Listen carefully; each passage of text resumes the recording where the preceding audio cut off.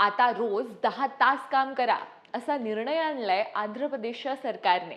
जिथे जगातले इतर देश 4 दिवसांचा वर्क वीक आणण्याचा प्रयत्न करतायत, तिथे आंध्रातल्या टीडीपी सरकारने खासगी कंपन्या आणि फॅक्टरीसाठीचे वर्किंग आवर्स 9 तासापासून 10 तास केले आहेत. पीटीआयच्या रिपोर्टनुसार इन्फॉर्मेशन आणि पब्लिक रिलेशन्स मिनिस्टर के पार्थसारथी यांनी असं सांगितलं की जर हा कायदा आला तर राज्यात जास्त गुंतवणूक वाढेल आणि त्यांनी इंडस्ट्रियल प्रोडक्टिव्हिटी वाढेल आणि त्याचा फायदा कामगारांनाच होईल.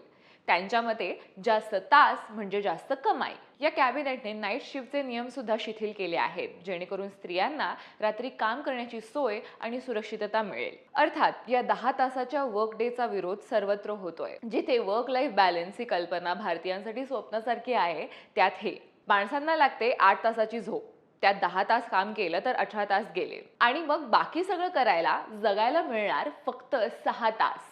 आंध्र प्रदेशचा फर्टिलिटी रेट तसाही कमी आहे. जर लोकांना 10 तास कामाला जुंपलं तर कुटुंबासाठी कोण वेळ देऊ शकेल? वाढत्या वर्किंग आवर्समुळे प्रोडक्टिव्हिटी किंवा उत्पादकता वाढत नाही, हे अनेक स्टडीजनी सिद्ध केलंय. त्याऐवजी त्याचा कामगारांवर उलटा परिणाम होऊ शकतो. बर्नआउट ही एक खरी समस्या आहे. मग अशा परिस्थितीत जर कामाचे तास वाढले तर आयुष्याचा दर्जा कमी होऊ शकतो. मग इथे प्रश्न हाच आहे की या निर्णयाने नेमका फायदा कोणाचा होणार आहे?